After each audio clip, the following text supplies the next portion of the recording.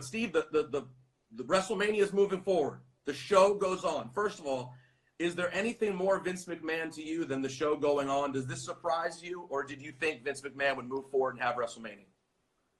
I didn't know what to think. A couple of weeks ago, I was down there in Tampa at the Performance Center, working in front of that empty, in that empty building. And, that's Vince's mentality. Show must go on. Way back in Kansas City, when Owen fell to his death, the show went on. I mean, so it's just, that's his mentality, and God rest his soul. But, it's tough. Those guys was it hard out for there. you? Was it hard being? You've never done that before. What was that like? Well, I've worked in front of some empty buildings before, but not intentionally. So it wasn't because everything was quarantined, because there wasn't nobody there, and that's when you really learn how to work the people. So you're trying desperately anything you can. I was strange, to do something like that. I really kind of just wanted to go out there and do like a sit down interview with Byron or Jerry Lawler and talk about actually what 316 meant to me, so many years ago, cutting that promo in 96, winning King of the Ring. And all these years later, we didn't have social media. I think Twitter was created in 06, Instagram in 2010 or something like that. So all these years later, the WWE universe still, made 316, official, Austin 316 day, unheard of. But that's due to social media. So I wouldn't talk about the impact of, the resonation with the fans on that. And just give people something to think about and talk about. But we did what we did, and that was their creative, so it was what it was. But it was hard, to your point. It was. Yeah, it's got to be challenging. I mean, I'll tell you this: when you think about WrestleMania, and by the way, it's airing April 4th and 5th on the WWE Network, 2 days. I think who I'm most bummed out for is Drew McIntyre. I think Drew McIntyre really has this exciting opportunity to get the shot with Brock Lesnar, and in this spot where he's this huge underdog against Brock, it just seems like that story is one that's easier told in front of a crowd full of fans, no? Well, yeah, you're right. And as a fan, of course, obviously you would feel that way. And I know how important it is, being, in spots like that. But, man, if you're one of those people on the card, you're only thinking about yourself and the totality of the team. But, whoever else is on the card, and I know that the entire card, and it's a very good card. And it's too bad it's not in front of 70,000 people at Raymond James Stadium. But anyway, so you're not thinking about Brock or Drew. You're thinking about you and what you were going to do in your match and your moment, your time to do whatever. But, yeah, as a fan, absolutely. The kid's been slugging it out, and paying his dues and just keep kind of reinventing himself. So, yeah, man, it'd be nice to see him have his moment when, the whole world is supposed to be watching it. And hopefully, as many people would tune in to the WWE Network, and while they're streaming it. But there's nothing like being in front of 70,000 or whatever the house is for that emotion to work that crowd and take them on that ride, because, that's how you're making your decisions out there. Now, speaking of that, 21 years ago today, you and Rock did it for the first time. You guys got together at WrestleMania 21 years ago today. Well, first of all, the first one of that trilogy, 15, 17, and 19. Which one was the most meaningful? Of course, we all picture, if you're a super fan like me, we all picture at the end of 19, and we know that was a rough time for you physically. That moment when Rock kneels over you and whispers in your ear, and you guys share those personal words, we'll always remember that. It gives me goosebumps just talking about it. But of the three, what was the most meaningful, and what was that first one at 15 like? Well, 15 was a good match, and of course, me and Rock had instant chemistry. We both loved working with each other and got along like gangbusters. In the ring, out of the ring, everywhere. So the 15 was really cool, and for Jim Ross to call that match. But, I was mad at 15 because, hell, I was going through a hell of a divorce and forgot my damn ring vest. And so I had to walk to the ring in a T-shirt. And you never want to walk to the ring in a T-shirt when it's WrestleMania and you want to look like $1 million in full gimmick. You're not trying to sell a T-shirt. You're trying to, put on a show. So that sucked on that standpoint. Now, 17 was great because at the Houston Astrodome, I've seen rodeos there. I've been to, all kinds of sporting events there as a kid because I grew up 100 miles from that building. And so to go there and to do that great build up with The Rock and, with Jim Ross, we did that sit down conversation in the locker room.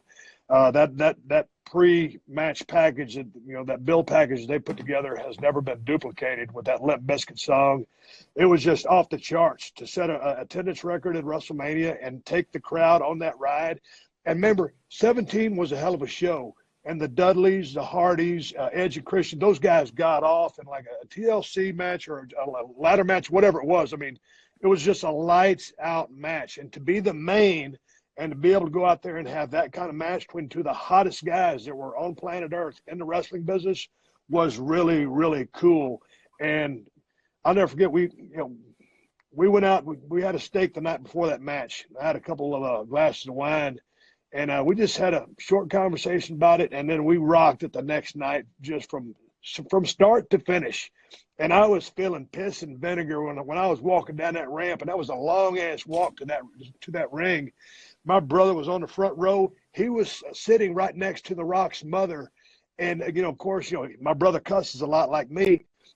He was cheering for me, and, of course, Rock's mother was cheering for Rock. And so they got into a little bit of an exchange, but it was all good. But that's how emotionally invested everybody was, the families. And then to go to 19 in Seattle, where I damn near didn't make that match.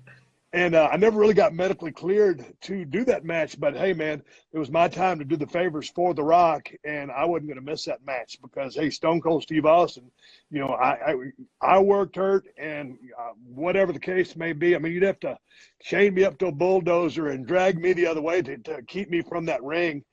And that was an emotional day. And, man, I damn near got teared up several times during the day because I knew I was riding off in the sunset.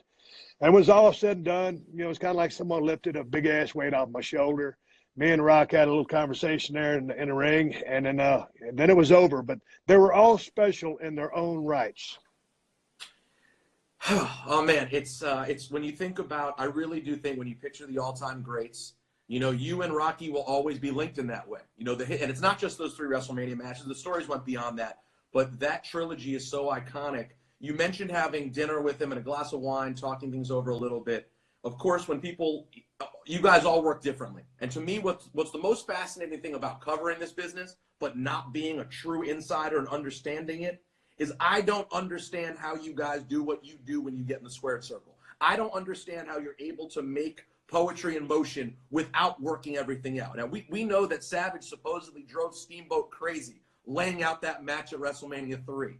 And that is not how you and Rocky worked. So you really don't have to talk about it much at all. You talk about the big spots, the finish, that's it, and then you just go.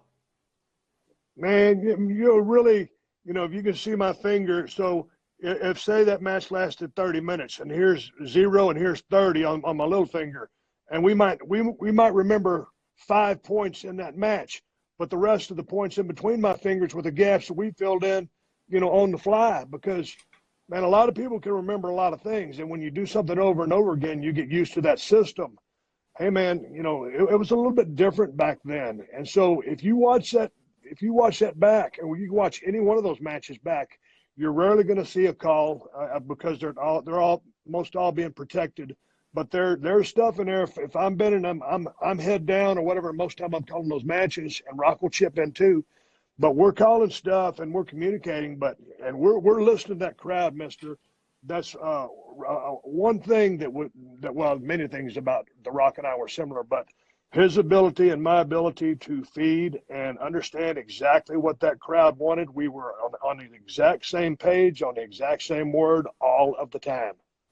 Now, by the way, we're talking about WrestleMania, and tomorrow on ESPN, we are re-airing another classic WrestleMania that Stone Cold was at also in Dallas, WrestleMania 32, 7 p.m. tomorrow on ESPN. And then next Sunday at 3 p.m. to get you ready for WrestleMania, we're going to be airing WrestleMania 35, also 3 p.m. next Sunday. So we're reliving these classic Mania moments. And it's funny that we were just talking about how you guys worked off the crowd. But that's not going to be an option that Edge and Randy Orton have, for example, at WrestleMania. Now, that is one match, I think, Steve, that could maybe be the thing that when this whole thing passes, we talk about. That's the match that defines this WrestleMania. Because I could see those two guys, instead of it being a liability, I could see veterans like that finding a way to make it even more special. Is that possible with Edge and Randy? Man, I don't know, because when you talk about Randy, you're talking about a guy who's so crafted in the ring and so good at everything. And then you look at the emotional return of Edge. I was just talking to him, at length the other day, and, all of a sudden he just started feeling better and started, thinking about things. And all of a sudden, when I saw him make that, I asked him point blank, I said, dude, how was that response when you walked out at the Rumble? And he just lit up like a Christmas tree. And I knew exactly what he felt. And it just blew his mind. And boy, when you get that kind of response, I mean, Peter, there's nothing like it in the world. And he got it. And he got many great pops, but he'd been gone so long, defying all the odds. What are the chances? And here he comes. So, like in talking about Drew McIntyre in his moment, here you got Edge making this. He's already made this comeback, and now he's working with a great, great worker and Randy Orton. And, that crowd would really be behind Edge, if they were there, but they're not going to be there. And I know they're going to tell a hell of a story because they're both outstanding workers. So it'll probably be an instant classic to a symphony of silence. That's what I'm hoping we get from them. And I just know that for some of the young guys, there's no doubt about it, this is going to be challenging. Now, there are some guys who are younger, who more recently worked in front of a basically empty building. So maybe there's an advantage for some of those cats who are a little bit younger. But for the guys who came up through NXT, and that's where they got the bulk of their experience, Steve, that's not the same thing that you went through. And a lot of the guys who have been there for a long time, who have worked in empty buildings before. Coming through NXT, it's a small building, but it's packed every time you work. Well, and that's when you got a packed house like that and they're very passionate, that's an intimate crowd. And you love that kind of feeling. And sometimes, like for the guys that are just fresh out of any kind of like learning, or even myself going back to the days of Chris Adams Wrestling School, if you're just to wrestle in front of an empty building, that's nothing but a thing because that's all you're used to. Then you go out there and you're in front of 70,000 people, and guys or the gals, maybe they're not really that over. So you're working to a different kind of silence, but because they're invested, maybe in the storyline, maybe in either character. So that can be, each one can be disconcerting or a lifesaver by the same token. Let's go back to your career a bit. I was having the conversation this week on Cheap Heat, the Cheap Heat podcast, which you can get wherever you get all your ESPN podcasts, and of course Steve's incredible prop podcast, which you can find wherever you get podcasts as well. But we were talking about the Mount Rushmores, and I'm curious to what yours is, and I also have a couple of questions about maybe some modern talent. But first, when you're forced to choose 4 on a Mount Rushmore of pro wrestling, who do you put up there? I won't pick one.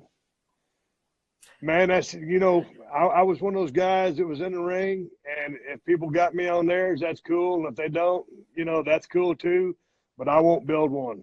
I let other people do the Rushmores.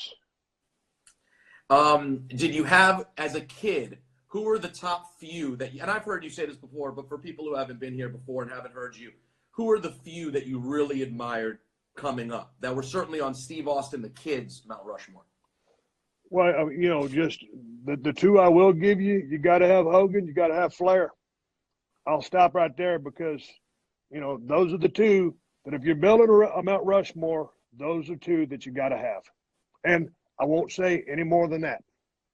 Okay, that's fair. You know what? I'll take 2 from you. So we have 2 guaranteed. The other 2 are too controversial to fill in. And you're right, because there's no way feelings don't get hurt if you name the next 2. But everyone can accept Nate and Hogan. You damn right. Hogan Flair or Flair Hogan. There's not a 1-2. There's not a 2-1. That's just the 2 guys that are on it. You had Bret Hart the other day from the Broken Skull Ranch. You can watch it on the WWE Network. Great interview. Was he absolutely as smooth and easy a guy to work with as you ever worked with in your career? Man, Brett and I had such a crazy chemistry as well for some reason, and so much, a lot of people have chemistry, and a lot of people have respect for each other, and you're trusting another guy with your body at all times. Yeah, Brett was awesome. Steamboat, Steamboat was a guy that, God dang, man, he filled in all the gaps. But yeah, Bret Hart he was very, very special. He's one of my favorites of all time to work with, one of my favorites of all time to watch. I love the stories that he told. He put a lot of detail and a lot of thinking into them. And Bret was a wrestler's wrestler.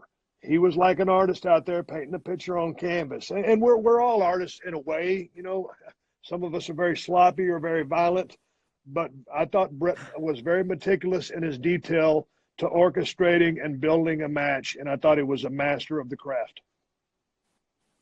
At what point were you at your lowest mentally on your ascent? Because now, Steve, we almost take for granted, Steve Austin's one of the greatest of all time. He had your career is just looked at almost like perfection. That's not really the full story. Your story from WCW to eventually becoming the Taskmaster, there's a lot of rough spots there where I'm sure, knowing the kind of competitor you are, it must have been difficult and you must have had doubts. At what stage were you in that was the hardest, where it became the hardest to see the light at the end of the tunnel? Probably going into, you said Taskmaster was a ringmaster. Same difference. It was a bad gimmick. Oh, sorry. That's horrible. No big deal. I had, come through Dallas, got into the USWA, was riding with some really good guys, and Dutch Mantell, guys were dropping a lot of knowledge on me, Gorgeous Gary Young. Got into WCW, was finding my groove. I was, respected amongst my peers as a good guy, a good worker in the ring, but I wasn't a superstar yet. But then I kind of started finding my identity, and I tore my tricep in Japan. And I'm at home. Paul Lee gives me a call. I go to ECW. I cut one promo, really. I mean, I did some skits, but I cut one promo. Paul Lee was kind of starting to dial me in. I got the call to go to New York. And when I got the call to go to New York, and I answered that phone, and Vince told me about the ringmaster gimmick, and I got up there, and I was a ringmaster. Peter, when you're the ringmaster, and you've been stunning Steve for about 4 or 5 years, and you're a pretty damn good mechanic, and you can go pretty damn good, and all of a sudden you don't have that anymore. You're the ringmaster. You don't know who you are. You're the stranger in a strange land, and you don't have anything to base your existence on. And so that was the hardest time, I think, when I was the ringmaster. And that's why after 6 months or however long it was, I said, hey, man, I can't do this anymore because I got bigger plans for myself and I got a better gimmick, and, come up with that idea and pitched it to them. And, then the story was told from then on when I became Stone Cold from Victoria, Texas. But the ringmaster was a period when I was lost. When I watched myself, kind of go into the ring, I'm like, who is that guy? And Peter, when you walk out in front of a crowd and god dang, the territory is kind of down, but man, you're walking out there and you're just like rolling the dice and you keep coming up with nothing. There's nothing, there's no pizzazz there. And so you got to kind of just turn into buzzsaw mode and just try to get yourself over and, doing the best you can. And Ain't Like Creative was really helping me back then. So that was the hardest time. Well, and I guess I've had Kevin Sullivan on my mind too much this week and said Taskmaster instead of Ringmaster. But either way, was there any regret from you when you're going, all right, I just cut this promo with Paul at ECW. They are so hot at the time. Was there any regret about not getting to really perform there, or was there not even any hesitation because you get the call from Vince, it's just time to move on and not worry about it? Man, knew it was time to move on because, and of course I was just talking to Paul Lee down there in Florida the other day, and we're very, very close. But hey, man, everybody knew that, you're going down there, they're their main roster, and those guys are going to stay there for a little bit. But, if a guy like me, was going to get a call to go to New York, man, I had a wife and I had a house payment and all that other stuff, bills coming in the mail just like everybody else. So I needed to go to the place where I could make the most money, and that was New York. That's what we called it, the WWF at the time. So, yeah, man, working one night a week doesn't really cut it. If I could have stayed down there for, 6, 8, 9 months, who knows what we could have done, a year or two. There's all kinds of stuff we could have done, but, you're in business to make the money. And really when you're in the trenches, even when we were in WCW and we were battling, WWF at the time, it wasn't a Monday Night War, but it was a war. And we kind of felt like we were putting on like a better wrestling product. But when you get the call, you knew that the WWE, then F was the show. It was the big show. I want to ask you, before I let you go, I want to ask you about working with Vince McMahon, and I mean as a wrestler. Because you guys together, I mean, as much as we picture you and The Rock, someone can easily make the argument that the story, the relationship that defined your career is you versus Vince McMahon. That is a totally fair assessment, I think, for a fan to make. When you guys worked together, what was it like, him learning to wrestle at that time? How much did you walk him through things? How much did he lean to you? Because that's got to be an interesting relationship. He's the complete and total boss, but he was a novice in the ring, and he had to follow your lead. How did that working relationship go? Well, because, working with a guy like Vince, who wasn't, the years in the business from a performance standpoint, in-ring talent, he was the guy that knows everything, because from the ground up, from when he started to where he's at now, he was that guy. So those matches are kind of put together in a fashion where, you kind of know what's up. So we're on the same page, pretty much 99% of the time. There might be an ad lib or something put in there, but, you kind of know what's going on. From a mechanic standpoint, Vince is pretty awkward, and, he's jacked up, he's strong. The stuff he does in the ring, everything feels pretty good. He'll sling you. When he's going to throw you, he's going to throw your ass, but he's kind of clumsy. But the thing I love about working with Vince was his character was so over. As a heel, that guy is a natural born performer. He's probably the greatest promoter that the sporting world or sports entertainment, whatever, boxing has ever known. But as a worker, as a performer, he knows how to work a crowd like God dang, I'm thinking about Ricky Morton, because I'm a huge Ricky Morton fan. And, of course, Ricky's the consummate white meat babyface. But what a great worker and what a great feeler of the crowd. Like a Hogan. Hogan's a great worker of the crowd. Vince can read a crowd, and he plays to that crowd, and he just loves to be, as a heel, he would love to be hated so much. And, of course, I was so over as a babyface. It magnified what I did, magnified what he did, and what he did magnified what I did. So just great chemistry, and pretty much always on the same page. And that was the kind of stuff that transcended the wrestling business and turned into water cooler talk.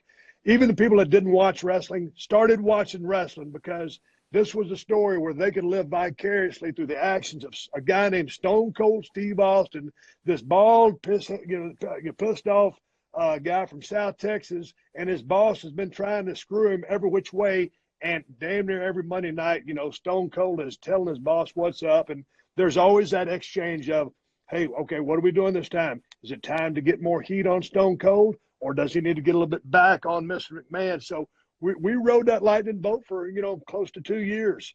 And I agree with you, that feud, and I've had some great ones, but that one transcended the business. And yes, ultimately, I think it did kind of, I don't know, define or make my career, however you would say it, but I loved feuding with Vince McMahon. And I learned so much from, not just working with him, but I think he learned a lot from me. But just from working for him, I've learned so much about life and everything else. I got a lot of respect for the guy. Last thing on Vince, do you think that him and Shane, I always made up in my head that Vince and Shane sort of had a chip on their shoulder, the need to prove to you guys, because it's their company, that they were willing to do whatever it took.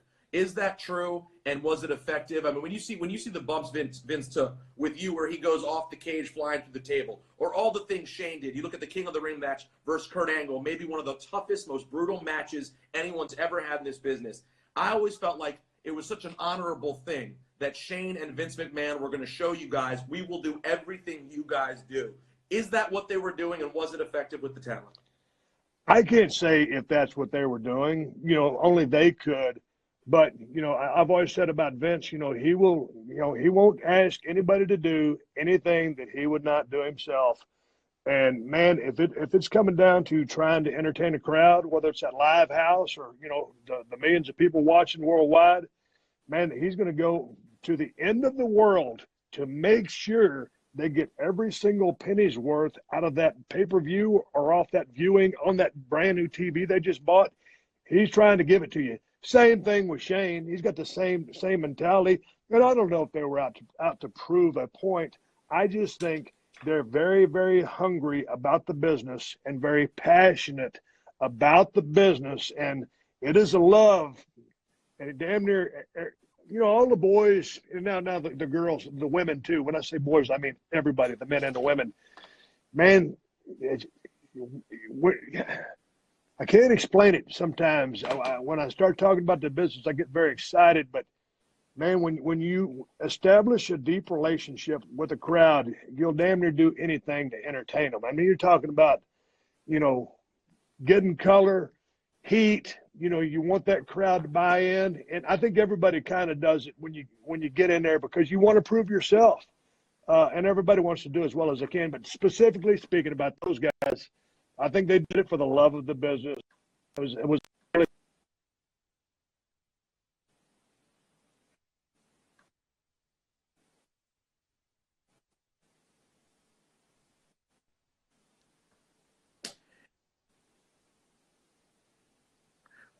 We're going to wrap up, Steve. I'm going to let you go. Again, WrestleMania, you can watch tomorrow on ESPN. They're going to show WrestleMania 32 in its entirety, 7 p.m. on ESPN. Last question, Steve.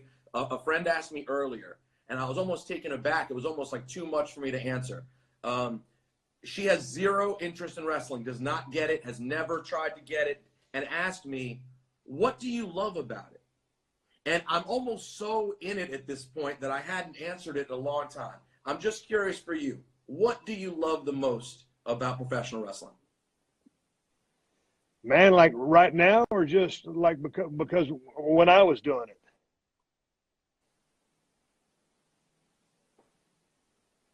You broke up a bit, Steve. Sorry. No, like Yeah, in general, your passion. Like when you think about what you're most passionate about, what is it about wrestling? Man, to me, it's just taking the crowd on a ride. I mean, because it's truly you're trying to work people. I mean, and this is before everything. Everybody knows the business doesn't work, but you're trying to get people to buy in and to be good enough and to be over enough from a character standpoint within the angle of which you're shooting and the person with which you're trying to work with.